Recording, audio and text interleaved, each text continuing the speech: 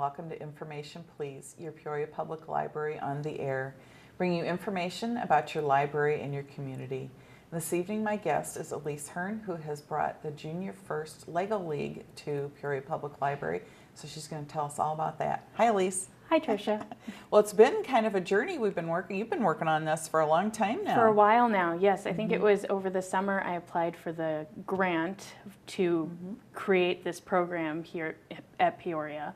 And we've just been kind of moving ever since, trying to put this together. Yeah, so tell us what Junior First Lego League is. People may not be the least bit familiar with it. Junior First Lego League is a program that has been put together by the First Lego Corporation that involves STEM programming, which is science, technology, engineering, and math. A big buzzword these days. Big buzzword, and they use all of these aspects in Lego. So each team is given a theme. Well, they're all given the same theme each year, and they work within trying to figure out kind of a solution to the theme or the problem using Lego and STEM. Okay. Can you give us an example from a past year, maybe? I can't remember what this past year's one. All right. But this next one is going to be Think Tank. Okay. And so the idea being, where do you get your information and how do you get your information? I think that factors in really nicely with doing it at the library, since we are this information hub. Yeah. So we're going to be working with how you do research and where you do research and how research has changed over time. Okay. So what age group is this for Junior First Lego League? The Junior First Lego League is for children 6 to 9, typically kindergarten to 3rd grade. Okay. Yes. So that's fairly young at that point, and probably haven't had that much experience with doing research or building things. Exactly. How are they going to tackle that with children of that age? Well, every team is going to have 1 or 2 coaches. Okay. Actually, about 2. Most teams are going to have 2 coaches, because I will be on all of the teams, and we'll be guiding the students through this process, helping them with their research, helping them work together. A big part of it is how they work with each other and really sort of getting them to work as a team and also to gain some empathy with each other as well. Because these will be kids, they're not self-formed, these are just kids who wanted to do this and are put on a team. Exactly. So they may not know each other, so they'll have to learn how each other works. You know, everybody has their own style, and they're going to have to, and they may be from different schools and different backgrounds, and they'll have to work within that as well. So I think that's going to be an interesting challenge for our coaches. For this age group, this may be one of the first times that they're interacting with kids that don't go to their school or don't live in their neighborhood, which is another wonderful part of that relationship. So, and the whole experience. How many kids are on a team? The teams can range between 2 to 6 kids. We are trying to max out our numbers because we only are able to do 5 teams. So that's only a total of 30 students. So we're trying to get each team full with 6 students. Okay, all right. Yeah. And you've already got your coaches lined up everywhere, right? Yes, they are all Peoria Public Library employees. Okay. So we will be. It was a good way to do that because they know their library and they know what times are good for the sessions, and they may even already know some of the students who are coming in because theoretically they're ones who show up to that location and use it, right? Yes. Well, you've already got quite a few people signed up, but there's room for more. There is room for more. Especially at certain locations have a bit more space than others, especially at McClure, Maine, and Lincoln. We are trying to build up those teams right now. Okay, and it's not that far a drive. And not at all, not at all. That's the same wonderful facility that, of course, that was when we rebuilt our libraries. What we wanted to do was equal access. So all of our libraries have the same wonderful ambiance and the same nice meeting rooms and computer access and everything. So it doesn't really matter which one you go to. You're still going to have a great experience. Right. Yeah, just like Minecraft. Minecraft has been, we only have computer labs at main library in Lincoln, and they're full of kids around the city who want to play Minecraft for 3 or 4 hours with kids they don't know, and have a really good time with that. No, I think that that's great. I love this idea of kids who are used to going to one location and then finding a new location. Yeah. We had a patron a couple of days ago at Lakeview who was saying, we're going to go over to Lincoln just to check it out because we've never been. And I was so happy to see that. To see somebody go to Lincoln Branch, which is cool. Now on the National Register of Historic Places. Exactly. And has the state-of-the-art new part and then the original Carnegie Library that it's just really neat to be in and see that. It is. See the history of the library all in one building almost. Exactly. So when is this all going to start? When will the teams start meeting? The teams are going to start meeting in February, the week of February 23rd, and they'll go for 12 weeks. During that time, they will be working towards these goals of finishing up or researching and then creating a Lego diagram of how they would fix this problem.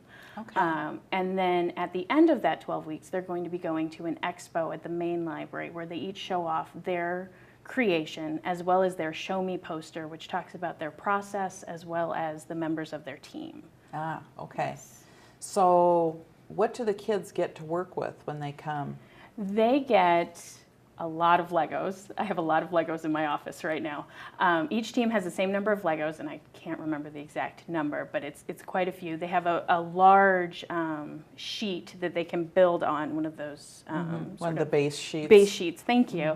And they will build with that. They also have a robotics set, a Lego robotics set that they can use. Okay. And there are certain qualifications that each creation has to have. It needs to have moving parts. It needs to have a simple machine in it. And it should answer this question of how do you research? Oh, that is interesting. Yes. To see how a child that age will portray. And I imagine that the answers will be pretty exciting for Think Tank. Yes, yes. We've been doing a Lego Builders Club at Lakeview, and I've been very pleased to see the creativity that these kids in this age group have with their Legos. Some of them have these very intricate designs, and I'm really looking forward to seeing how this goes forward with the Lego robotics aspect of it as well. Yeah. Well, we've had Lego robotics that we had help from the local high school, I think, robotics club, where that's actually programming on the computer and doing all kinds of things. So do these Lego robotics also involve programming? There is some of that. I believe it's definitely a simpler version, and there's going to be a lot of help from coaches with that, but there is some programming involved as well. Wow, and what an exciting way to open the door to kids who this is their life. And exactly. I think about how much I don't know. I always think that I'm kind of up on things, but if somebody asked me to program a Lego, I would not have a clue. Maybe I should take this thing. I can loan you a kit if you want to figure it out, which actually I need to sit down with mine and start working with it. Start programming something, maybe get it to return books to the shelf or something. That would be helpful. If it can do it correctly, that would be a great addition to the library. Addition. Yeah, yeah. So when they have the expo, and that'll be at Main Library, do you have a date planned for that? I do. June 6th from, I believe, 1 to 3 or 1 to 4 o'clock. Okay. Then is that a competition where prizes are awarded, or is it more I would call it a soft competition. Okay. The way that the Junior First Lego League is done is that they're not really competing against themselves so much, but they are given an award for, sometimes it's the most creative or the most technological or different things like that give them a sense of ownership over what they've done, but it doesn't make it first, second, and third prize or anything like that. To a true competition. Right. So there will be judges for that. And if anybody wants to be a judge, they can contact me. I would be Lakeview happy. Branch or call the Main Library. Yes. Yeah. It would be nice to get some outside judges. Yeah. I think that would be a nice way of doing that. Get us some scientists. Exactly, right, or some engineers from Caterpillar. That would be great too. And then there will be some other activities that day too that they can do, as well as just presenting their their creations. Wonderful. Yeah. Well, you talked about that this is junior first Lego League. Are there other levels in this There Lego are. League thing? There are. There is the first Lego League, which I think is 9 to 14 years old. I can't be sure about that. And then there is the robotics program as well, which is even older. It's the high school level. So this is really that first stepping stone in that process. Okay. And we have gotten quite a few questions about doing ones for older students, so we're going to have to look into that in the future years once we get this under our belts and know how to do this. Great. Well, how does this fit into the library environment? Why would a library sponsor these teams? I think for this, any type of learning is part of the library. Any type of research is part of the library. And the nice part about this particular program and part of the grant was making it a very diverse demographic. And for Peoria Public Library, having locations in so many different areas that help so many different communities, I think it's a really easy way to get these multiple demographics into this program, so that it's not,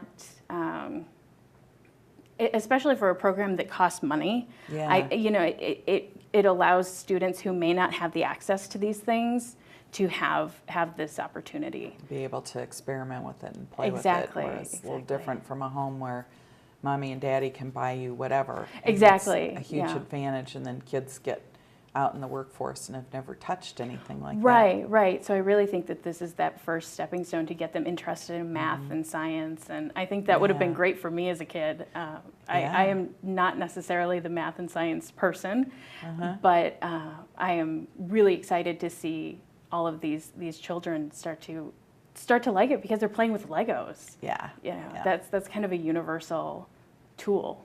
So where did the grant come from, the money to pay for this? It came from, let me get my notes because I want to make sure I say this correctly.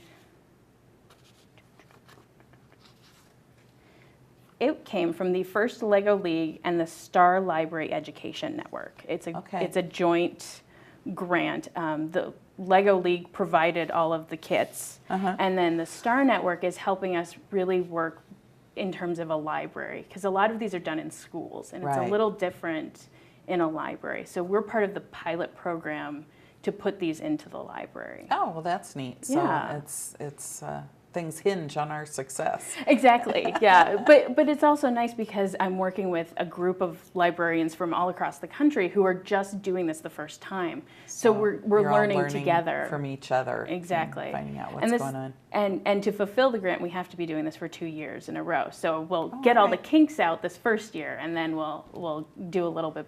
We'll really know what we're doing the second year. That's good to know. So if you can't participate this year, or there's not enough room for you, next year is a possibility. Or you've got that 5-year-old that's not quite ready, because I've gotten a couple of those calls so far, and especially because it's a grant program, I have to go by what they're really go telling by the us. rules. Exactly. So, but you can tell them next year. Next year, yeah. Well, I know there's other teams like this in town. I've heard of them, and so do you know, is there a lot of junior first Lego leagues in town? I don't think there's as many junior first Lego leagues. I think there's more of the first Lego leagues. Okay. Because those are more in the middle schools. Oh, okay. But I think it is starting to grow and become more of a thing, and maybe we can do a group expo one year where it's everybody the library as well as everybody else, and we can really make it a community event. Yeah, we certainly have the spaces to do that. We do. Yeah. So what kind of time commitment are parents looking at? Because in the end, it's the parents who have to do the driving and the picking up and the getting you there and keeping the schedule organized. Yes.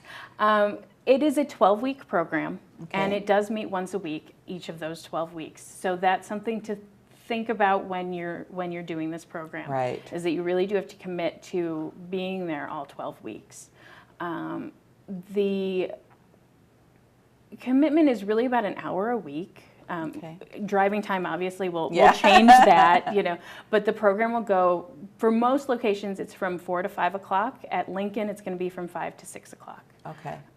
It just seemed to work better at Lincoln to do it a little later in the day. Yeah. And that's approximately the big time commitment, is just that once a week consistency, because we want to make sure that every child gets the same amount of time in the program in order to make it as fair as possible, especially with the expo. And then the expo will be in June, in order to allow for, if we do have to cancel a session now or then, especially with weather in February and things like that. Flu epidemics. Right, and anything that might happen. That way we have a couple of weeks to kind of make up that time, so that all of these students get the same amount of time. So it will end earlier than that, but then there's a little delay just to allow that. Just a little wiggle room in there. Yeah. And then the expo will be just an afternoon at the main library. Yeah.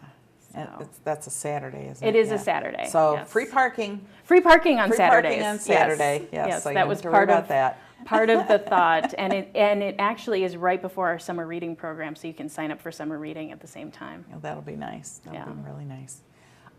So what sorts of library resources do you see kids learning to use through doing the research on this? I think a big part of it is going to be our internet databases, our online databases, as well as I really hope they use our books. I think that those get forgotten about sometimes, and we've had a lot of students come in lately and doing projects, and it's like books are the last thing they're looking for. So I'm really hoping that we can show them some of our books as well. But I think that our online databases is going to be a huge part of what they're doing, and also learning that an online database does not mean it's an internet source. It's not a search engine where you get 20,000 answers. And we're real fond of saying, in the library world, a search engine will get you 20,000 answers, but a librarian will get you the one correct answer. Exactly. And so that will be a great, I don't even know if science fairs exist anymore, but it's a little bit like science fairs used to teach kids about how to find the correct and the best information. Exactly. Which is a hard thing to do in this day and age where everything's flooded out there and there's spoofs about everything. And right. And I think that that's going to be part of, especially with the theme for Think Tank, that it will be part of finding the correct answer for what you're looking for. And that's a big part of it. Have you seen projects, what kinds of completed projects from past years, what kind of things do kids build? It really depends theme to theme. A lot of them will build a tool that will help solve a problem. It might be a way to clean water, or to help with recycling projects. I know that has been some of the past I'm just trying to picture kids. So they've got this base and Legos. Are they building like a village? Are they building, a fire truck? Well, it really depends, because each theme is so different, and then each team is so different that you really get these very specific creations every time. So it's really hard to say that there's an overall. You always see a house with a car and a dog. You don't really get those. You just get this very creative range of topics and solutions to a problem. And I think that that's probably the most interesting part, is seeing everybody's different take on it. Yeah. I think we had Legos at our house for our children, but I don't know that was the thing they played with the most, because they played outside a lot, because we live outside, spend a lot of time outside, and so I don't have that much experience with the kinds of things kids. I've seen Legoland where there's huge amounts of Legos made into something, but I just don't have that much experience, and I guess I'm finding this somewhat hard to imagine, what kids are going to do with this. I am looking forward to seeing it. I was not a Lego kid. My sister was the Lego kid, and it was not necessarily my thing. But I also recognize how big it is now. Oh yes, and what an opportunity this is for learning. So I think that adding it into making simple machines and the construct of everything is what makes it really fascinating. Definitely. Beyond just building a building or something. Right. Yeah. So you also talked about your Lego Builder program you've had for, how long have you had that now? Oh, I want to say a year and a half. It's been, easily a year and a half at this point. And the concept with that was really just to bring just plain Lego blocks that weren't part of a kit. We weren't making Harry Potter. We weren't making any of those sort of themed kits, but just the regular plain Legos, the ones that I grew up with. Yeah. And just bringing those into the library so that students could use them and just play kind of imaginatively. And it started out as there would be a theme for the week and you would, or for the day, and you would build on that theme, but however you interpreted that theme. Right. One year or 1 week it was build a vessel. Well, a vessel can be a vase, or it can be a ship, or it can have quite a few interpretations. Interpret it however you would exactly. like. And so it was interesting to see how they worked within those themes, and then there would be time for make your own creation at the end. Yeah. Okay. And it was interesting to watch. Some kids were very, very focused on their one thing that they were doing, and they weren't paying attention to anybody in the room. And then others would start to collaborate, and that was what I really found interesting, was this collaboration, which I'm hoping will work well with the teams. Work well. Yeah, that's what I think we see in Minecraft too. Kids who don't know each other come to the computer lab at the library, and before you know it, they're building in tandem with all the other kids in the library. So that's really cool and fun to see. So how does the Lego Builder program, will that keep going? Yes, that will keep going. So any age, I do suggest that you be at least 5 years old, mostly because Legos are small parts, and I don't want anybody putting them in their mouth. Yes, we did have a couple of calls about people asking with very young children, and it was more of the Duplos. Do they still make those? They do make Duplos, and I was thinking that maybe we need to buy just a small set so that when the younger siblings come in, they have something that they can work with. Yeah. So that'd be fun. Yeah. But I think Lakeview Branch is the only library that has Lego Builders. We are, yes. And North Branch periodically runs a Legos robotics program. Yes. Where they do, that's much more advanced, I think. And it's for older kids, and they have experts come in and help them. But also another chance to use the library resources at that point to figure out what to do and how to do it. Yes. Yeah, so. Well, let's review a little bit again then. So this is Junior First Lego League, and it's for which ages? Between 6 and 9 years old. Okay. Does it cost anything? It doesn't cost a thing. The grant actually covered all of our costs for this year, and then after that we will be doing the registration costs.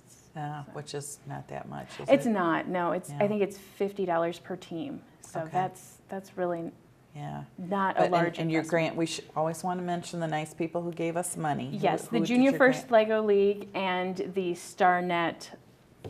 Oh goodness, where did it go? There it is, the Star Library Education Network. Okay. Who is behind that, Star Education Library Network? Do you know? I don't off the top of my head. I'll have to get back to you on that. Okay. There's so many philanthropic organizations out there that do so much good work to promote libraries. Yes. And so it's hard to say where it came from, but often our friends group will donate the matching part. Exactly. And at this time we didn't have to do that. No, not for this one. Yeah, that's great. And we should remind everybody too that every time you come in and buy one of our gently used books from either the Friendly Finds bookstore at Main Library, or you have a bookshelf. We do. North does, Lincoln does. Anytime you come in and buy those, you're helping support programs like this. Yeah. Yes. So, like I assume if we have treats at the expo, the Friends will be paying for that. Most likely, yes. Yes. And the Friends bought your Legos, didn't they? They did. They did buy the Legos for the Lego Builders Club. And I think they bought the Lego Robotics ones as well. I believe they did. So the Friends do great work there. They do. But you're going to start meeting right away in February. February 23rd, the week of February 23rd. Okay, and so into February, so yes. Still have time to call and try and get on a team. Yes. And then meet for 12 weeks. 12 weeks. And you've got some time allotted for makeup times if the team can't meet. Yes. Because of a snowstorm or whatever. Yes, whatever may happen. Yeah, whatever may happen. And then our expo is at Main Library on Saturday, June 6th. Yes. Free parking. Yes. Yes. And do you envision that we will try and get some of the older divisions? I would like to. See how this goes? Like to. I do want to see how this goes and what the time commitment is on everybody's, with everybody's workload, because this is it is a lot of work for the coaches and on my end as well, just making sure it all goes the way we want it to. But Yeah. once we get used to it and once we kind of know what to expect, I think we can be adding some more divisions to bells it. and Yes. whistles, or older kids or whatever. Yes. Yeah, that's really great. There is so much cool stuff going on at the library for all ages, though. Yes. This is just one of our new innovative things. But you've even got some things for some older folks, like we've got the Baby Yep. Boomers Club now. Yes. Yes. Which is, if you think you're a baby boomer, come on over. Yes. Do the activity of whatever they're doing that month. Yes. Yeah, Yeah. you're There will be a gonna- monthly activity at Lakeview for specifically designed for baby boomers, but really for whomever would be interested. Would like to come. Yeah. Yes. And then you've got your textile art club, Yes. Yes. That's there's- meeting the second Tuesday of the month. and that's anything with textiles. Yes. Come, bring your project. Well, and that really came from my own interests in cross stitch and knitting and crocheting and going Fiber arts. Yes, exactly. That we can be offering this type of thing. It's really just a chance to get together and compare notes on what we're doing. Yeah, and of course we have vast resources for anybody interested in fiber arts, textile arts, Yes. all kinds of books, Yes. magazines, you name it, we've Any, got it. any type of crafting or hobby, we've got it. Yeah. Well, Lisa, I want to thank you so much for joining No, me. thank and, you. We're going to all be anxious to see this as a successful program. Me too. Yeah, so Yes. we'll see you at Lakeview Branch. Thank you. And anybody who wants to sign a child up for the Junior First Lego League program at Peoria Public Library can call 497-2000 and they will get you directly to Elise. You can stop in and ask, and somebody will make the connection for you so that you can get your child registered. This is a great program, great opportunity for your kids to get some really advanced learning and research skills in a new environment and a fun environment. So we'll see you next week on Information Please.